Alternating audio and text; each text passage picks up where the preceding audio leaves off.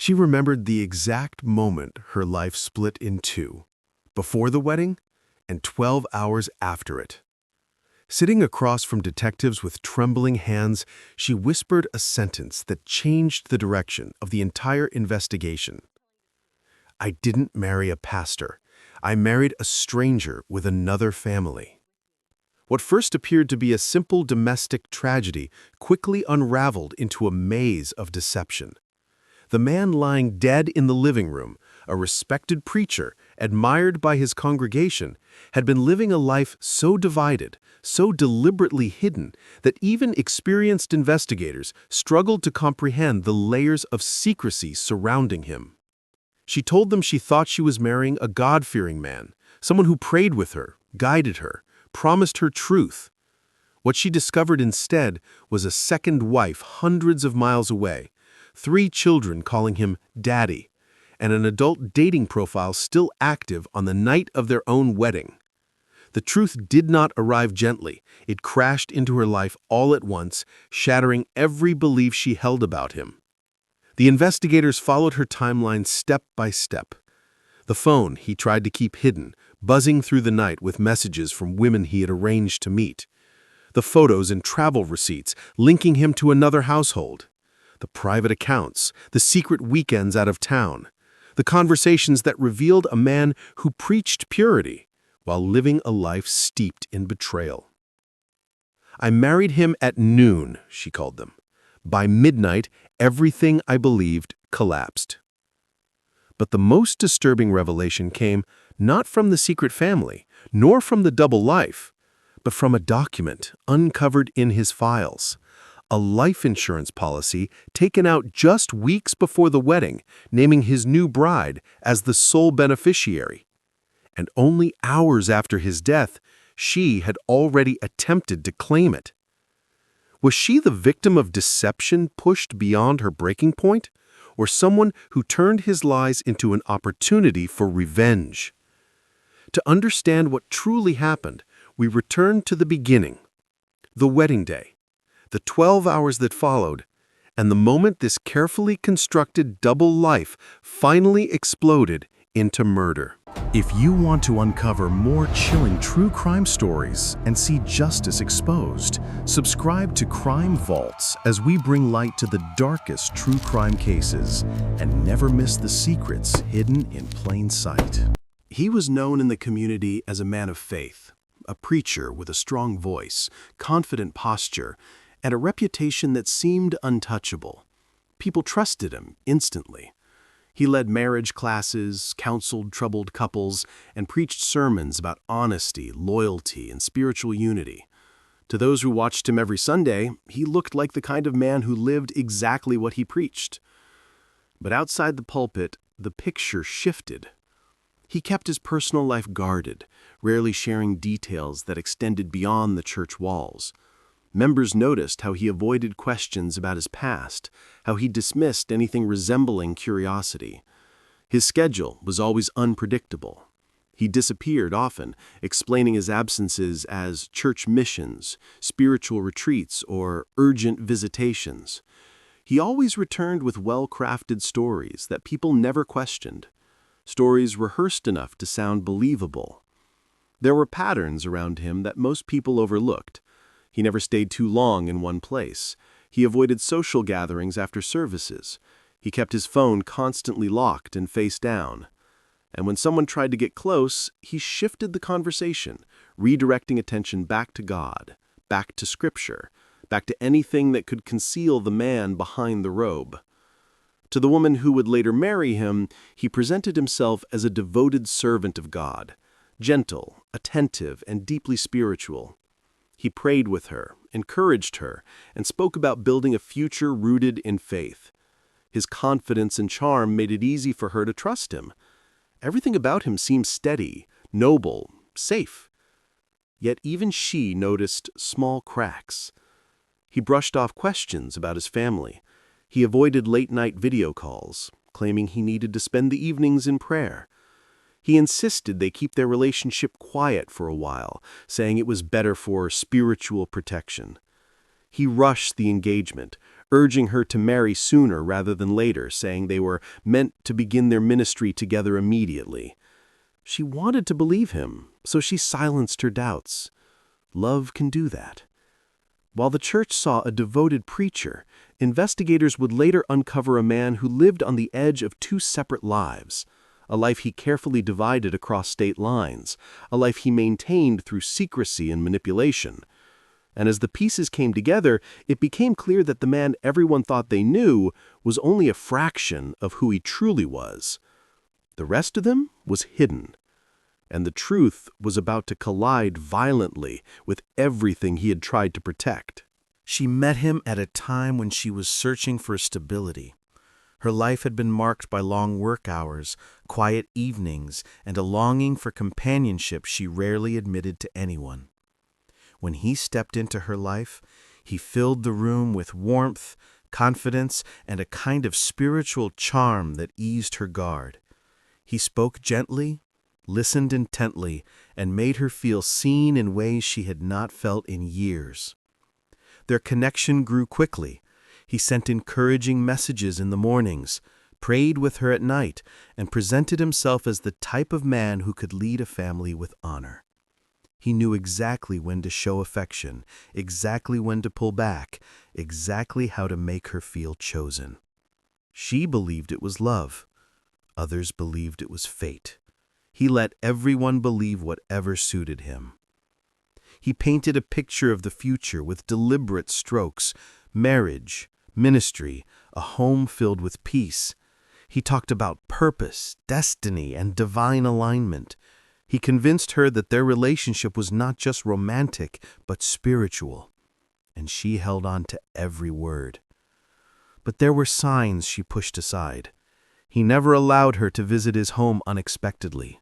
He insisted on meeting in specific places, always on his terms. When she suggested planning a trip together, he said his schedule was too tight. When she asked simple questions about his past, he answered with vague phrases that led nowhere. Sometimes he grew distant for days and returned with flawless explanations that made her doubt her own suspicions. He had a way of flipping concern into guilt, making her feel as if questioning him meant doubting God. Each time he did this, she apologized, not realizing she was stepping deeper into a relationship built on shifting ground. Still, he continued to make her feel cherished.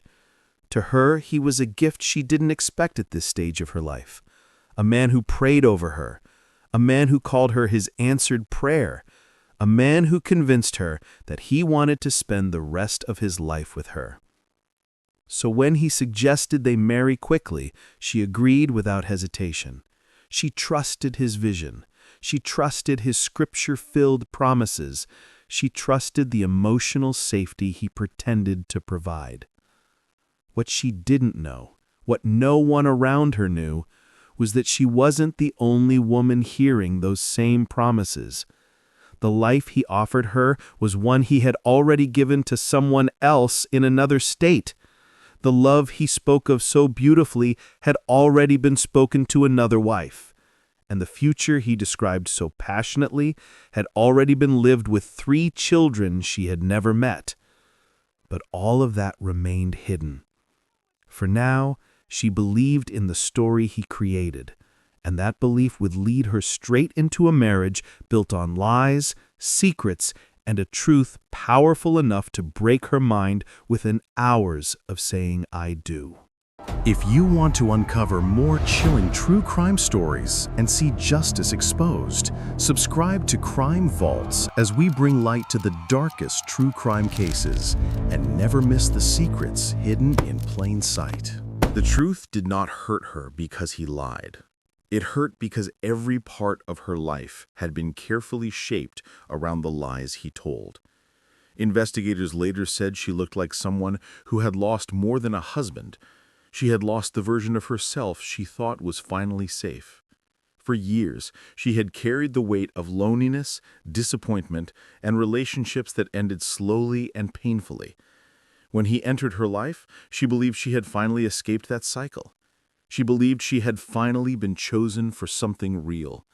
She believed she had finally found a man she could trust. That belief was the first thing he took from her. Inside the interrogation room, she said the pain wasn't from discovering another woman. It wasn't the shock of learning he had children. It wasn't the adult dating site still active on his phone. The deepest wound came from realizing that every moment she thought was sacred had been manufactured. Every prayer they shared had been staged. Every promise he whispered had been recycled from a script he used on another family he never intended to leave. The foundation of her world collapsed in a single night. She learned that the man who stood at the altar with her had stood at another altar before.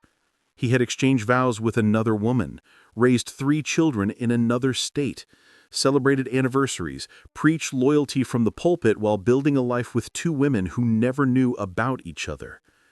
And while she sat at home believing she had married a man committed to God and truth, he was sending messages to strangers online, messages filled with desire, arrangements, and late-night conversations that exposed a life far from the spiritual leader he pretended to be.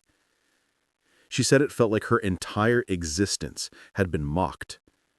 The humiliation consumed her. The betrayal hollowed her. The shock twisted her thoughts into something she could barely control. What broke her completely was the moment she found the photographs. Images of him smiling with the children he never mentioned, celebrating birthdays he never spoke about, holding hands with a wife he claimed did not exist. Every picture felt like a wound. Every message felt like a confirmation that she had been living inside a story crafted only to serve his convenience. As investigators pieced together the night, they realized she had been alone with these discoveries for hours before he returned home. The messages, the photos, the secret marriage records, the travel receipts, the voice notes. She had absorbed them all in silence, her emotions spiraling without interruption. She said it felt like her entire existence had been mocked. The humiliation consumed her. The betrayal hollowed her. The shock twisted her thoughts into something she could barely control. What broke her completely was the moment she found the photographs. Images of him smiling with the children he never mentioned, celebrating birthdays he never spoke about, holding hands with a wife he claimed did not exist. Every picture felt like a wound. Every message felt like a confirmation that she had been living inside a story crafted only to serve his convenience. As investigators pieced together the night, they realized she had been alone with these discoveries for hours before he returned home. The messages, the photos, the secret marriage records, the travel receipts, the voice notes. She had absorbed them all in silence. She said she felt trapped inside a nightmare she couldn't escape. She said she confronted him because she wanted the truth. She said the moment he laughed and told her it wasn't what she thought, something inside her broke in a way she couldn't repair. Detectives later said her voice cracked when she described that moment.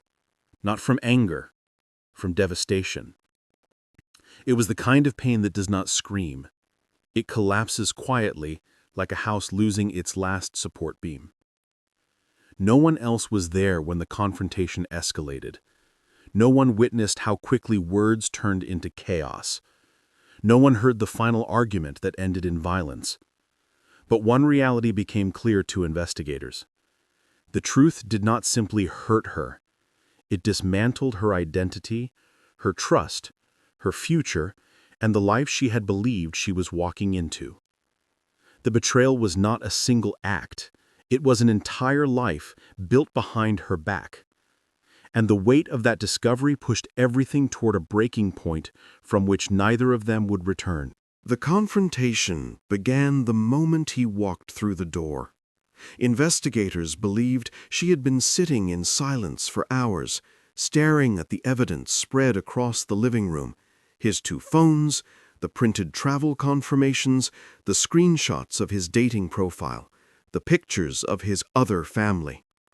By the time he arrived home, she was holding the pieces of a life he never wanted her to see. He entered casually, unaware of what she had discovered, He greeted her with the same soft voice he used before every sermon, but she didn't respond. That silence startled him. When he noticed the documents on the table, the expression on his face changed immediately. What should have been guilt turned into frustration, and then into a cold anger she had never seen in him before. She asked him one question, just one. "Why did you do this to me?" And instead of answering, he told her she was overreacting, that she was misunderstanding everything, that she was being dramatic, that none of it mattered because he chose her now. Those words were the first spark. She showed him the photos. He dismissed them as old memories. She showed him the messages from his dating profile. He said they were harmless mistakes. She showed him the marriage certificate, the one proving he was still legally married. He told her she was making a big deal out of nothing. Every denial cut deeper than the truth itself. As the argument escalated, his tone changed. His voice grew louder, sharper, colder. He told her she had invaded his privacy. He told her she should have trusted him. He told her to stop asking questions, or she would ruin their marriage before it even began. Investigators later noted that she described this moment as the emotional breaking point, not because of the lies she uncovered, but because of how effortlessly he dismissed the pain he caused. She said it felt like she was speaking to a stranger wearing her husband's face. He tried to take the phone from her. She pulled back. He grabbed her wrist. She fought to free herself. The struggle moved across the room, bumping into furniture, knocking papers to the floor. She said he pushed her. He said she was acting crazy. He reached for the phone again, this time harder. Detectives found marks on her arms consistent with the struggle she described. They found overturned chairs, a broken picture frame, and deep scratches on the floor, evidence that neither of them maintained control for long. The argument turned into chaos. Accusations, shouting, threats, fear. She said he told her he could make everything disappear, that no one would believe her over him, that he would fix this his own way. The investigators could not confirm those exact words, but they noted the terror in her voice when she repeated them. What happened next occurred in seconds, fast enough that she said she barely remembered the sequence, slow enough that the room told the story with chilling clarity. A struggle, a fall, a moment of silence, and then a stillness that would change her life forever. She stared at him on the floor, unmoving, and realized the man she married 12 hours earlier was gone.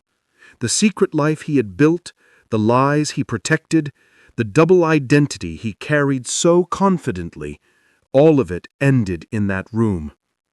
When the shock faded, a new instinct took over. An instinct investigators later found more disturbing than the confrontation itself. She reached not for help, not for a neighbor, not for the police. She reached for the life insurance documents he had hidden and made a phone call that would raise every possible suspicion. The courtroom filled with a tension so sharp it felt like the air itself could break.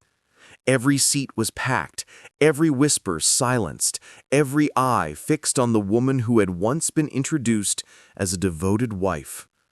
She sat motionless, hands folded, face blank, yet beneath that stillness lay a storm no one could see. The truth had torn her apart long before the law ever reached her, and now the consequence of that destruction echoed in every corner of the room. The prosecution replayed the evidence with chilling precision. The late-night search history, the carefully timed trip to the shed, the messages she had typed and erased 100 times before the night she finally acted. Each detail stripped away the image of innocence she tried to maintain. What remained was a portrait of a woman who had shattered under the weight of a truth she couldn't live with. Her husband's family sat a few rows behind, clinging to each other as they listened. They wanted answers, real answers, not the polished statements, not the softened memories. They wanted to understand how someone he trusted could bury a secret so deep and then end his life when he uncovered it. Their grief filled the space like another presence in the courtroom, heavy and unrelenting. When the defense stood, the room braced itself. They spoke of her fear, her dread, her belief that the truth would destroy everything she had built. But as the words unfolded, it became clear to everyone watching that fear alone wasn't enough to explain the violence that followed. Something darker was at play, something born long before that final confrontation. Then the verdict was read. The silence that followed was colder than any sound could have been. She didn't cry, she didn't speak. She sat as if the ground had opened beneath her feet, as if the sentence had simply confirmed what she had known all along. The moment she chose to hide the truth, her fate had been sealed. As she was led away, her steps were slow, almost deliberate, like someone finally surrendering to a reality they had spent years avoiding. The courtroom doors closed behind her, leaving the echo of her choices in the stillness.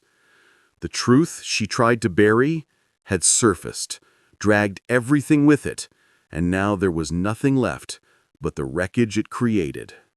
The courtroom settled into a heavy silence as the trial began, a silence shaped by grief, betrayal, and the need to understand what truly happened. She sat at the defense table, eyes forward, shoulders stiff, as if bracing against a world she could no longer control. Every detail of her life, every lie, every fear, every moment she tried to hide, was now exposed under the bright courtroom lights. The prosecution moved with calm, steady confidence. Each piece of evidence was laid out with methodical precision. The late-night arguments that neighbors overheard, the secret communications she deleted but never fully erased, the shifting stories she told after the night he died. Every fact built a picture of a woman unraveling from the inside, holding on to a truth she believed would destroy her long before the law ever reached her. His family watched with trembling hands and burning eyes. They were forced to relive the final weeks of his life, his confusion, his attempts to confront her, his growing fear that something was being kept from him. They listened to the messages he saved, the ones where he pleaded for honesty, for clarity, for a chance to understand the person he had married. Each recording tightened the grief around them, making the loss feel fresh all over again. The defense tried to shift the weight of the story. They spoke of her past, her long-held fears, and the panic that consumed her when she realized the truth had finally reached him. They described a woman who saw her entire world collapsing, who believed exposure would erase everything she had worked to build. But even as they spoke, the room sensed the deeper reality. Fear alone did not explain the brutality of her choice. When the verdict was delivered, the courtroom froze. She didn't blink, didn't move, didn't search the room for a familiar face. It was as though she had accepted this moment long before it arrived. The truth she hid had grown beyond her control, pushing her into a darkness she could no longer escape. As the deputies guided her away, her steps were slow and unsteady, not from shock, but from the weight of a fate she had carved with her own hands. The doors closed behind her, and the world she tried so desperately to protect vanished with them, leaving only the quiet echo of a truth that destroyed everything it touched. The days after the verdict carried a strange stillness, the kind that settles in after a storm destroys everything in its path. His family returned home to a house filled with memories they were not ready to face. His clothes still hung in the closet. His shoes still sat by the door. His unfinished cup of coffee remained on the kitchen counter from the morning before he confronted her. Every object felt frozen in time, untouched by the violence that ended his life. His mother moved through the room slowly, touching the things he left behind as if they could answer the questions the trial never fully resolved. She replayed their last phone call in her mind, his voice unsteady, torn between anger and heartbreak, telling her he felt like something was terribly wrong. She didn't know it would be the last time she heard him alive. Now those words clung to her like a wound that refused to close. His brother tried to fill the silence with tasks, handling paperwork, speaking with investigators, managing funeral arrangements. But even in motion, the weight of the truth pressed on him. He kept asking himself whether something could have been done, whether a warning sign had been missed, whether the truth could have been found sooner, before everything spiraled beyond saving. Friends came by with meals, condolences, and stories about him, how he laughed too loudly, how he helped everyone before helping himself, how he trusted too easily. Each story cut deeper, reminding them all that the man they lost wasn't defined by the secret he discovered, but by the life he lived before it. Meanwhile, news outlets replayed the case with sensational headlines, dissecting every detail without understanding the people at the center of it. Strangers debated her motives online, forming opinions from fragments of information. But the family ignored it all. They didn't want theories. They didn't want speculation. They only wanted answers that no longer existed. In the quiet of their grief, one truth became painfully clear. The secret she hid didn't just destroy her marriage, it shattered an entire family. And as they stood over his grave, watching the last handfuls of earth fall, they understood that healing wouldn't come quickly. It would come in pieces, slowly and painfully, long after the world moved on. When they left the cemetery, the wind carried the last echoes of a life cut short, a reminder that some truths, once revealed, leave wounds that never fully heal. If you want to uncover more chilling true crime stories and see justice exposed, subscribe to Crime Vaults as we bring light to the darkest true crime cases and never miss the secrets hidden in plain sight.